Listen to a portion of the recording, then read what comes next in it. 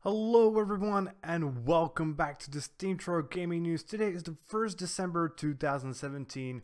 My name is Kralizec and I will be your host for the evening. And we got only two topics for today. One of them is going to talk about a Milwaukee versus a games developer of AR games lawsuit, and the second will surprisingly talk about EA, but this time not about loot boxes, but about a late internal email, possibly showing a timeline for two big games, how exactly the plans are for them. So let's actually begin with the lawsuit that will probably cost Milwaukee a lot of money. So Milwaukee is one of the American states, as probably a lot of you know, and it created an ordinance that essentially made developers of AR games, for example, Niantic of Pokemon Go, and required them to, well, have have a permit in order for the players to be able to play in the parks of Milwaukee. Obviously, some of the studios that develop AR games weren't really happy about it, so they filed a lawsuit against Milwaukee County.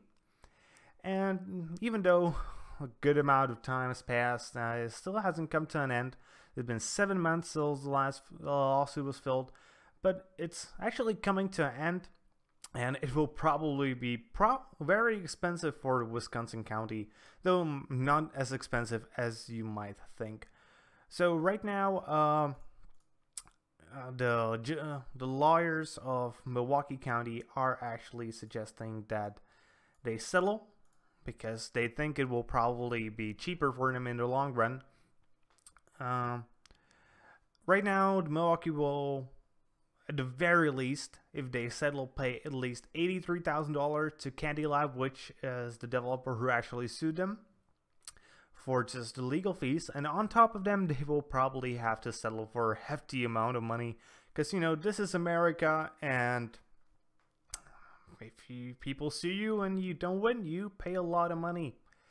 So settling is probably a good choice, even if it still is a good amount of money. They're essentially were suing them because they thought it was unfair, and it seems the judges are on their side. And the permit was needed because they essentially thought of it as the company organizing an event inside a park for which you do need to pay, or you need a permit for in Milwaukee, you know, to organize, for example, a concert or something like that.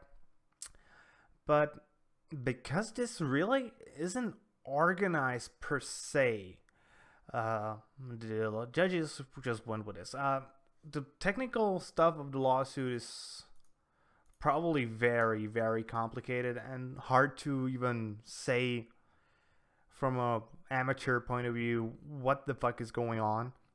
But I think it's a good thing that this thing came through, because it could spawn a legal precedent at the very least in the United States that would make AR games a much harder business to do than it is right now. Because right now, most counties and countries and states just, you know, don't care about these things.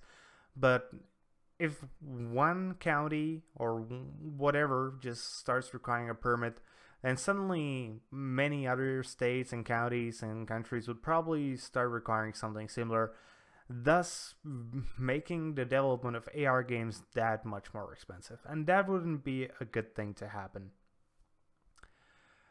And I'm sort of hoping they actually don't settle and they actually lose, because a legal precedent for this would be a much better thing, because we could actually, if they settle, we could see such a lawsuit spring up in the future once some other part of the world does something similar.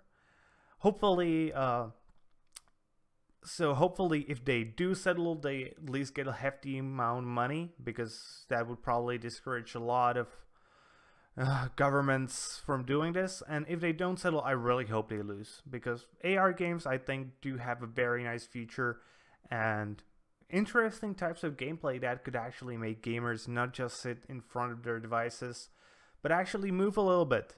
And that is something we do desperately need in the gaming world. My tummy would be proof of that.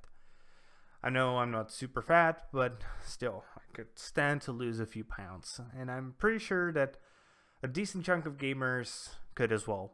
And if we could do that through gaming, we would probably be much more happy than just purely going to the gym. Okay, and our second topic for today, unsurprisingly about EA, is about a leaked email that was accidentally sent to a Reddit user under the name of Also2, and it contained details on two big titles that should be coming out in 2018. A game called FE and a game, A Way Out. And it includes campaign roadmaps for these two games. So let's show the campaign roadmap for the FE game, which, by the way, is sort of a little indie title that is a platformer. Looks really interesting. Surprising that EA still is developing this thing. So we should get a reveal on Gamescom in August 2017. Then some pre-orders.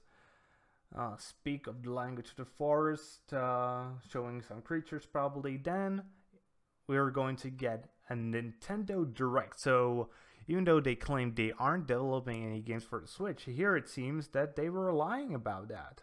Yeah. Then FE as a must-play, probably some marketing things that tries to make people really interested into this game.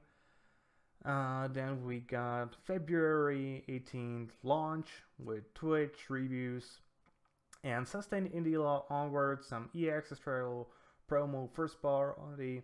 So essentially it's just a roadmap on how exactly they want to deal with halfway the marketing, halfway the campaign. And I think if this thing is actually real, something that somebody faked, though it does look pretty decent, pretty real. It looks like very much like a corporate part of a corporate presentation. And if this one for FE proves real, then the second one for A Way Out, let me put that on for you guys as well. That one could be quite credible as well. So let's take a look at the slide for A Way Out.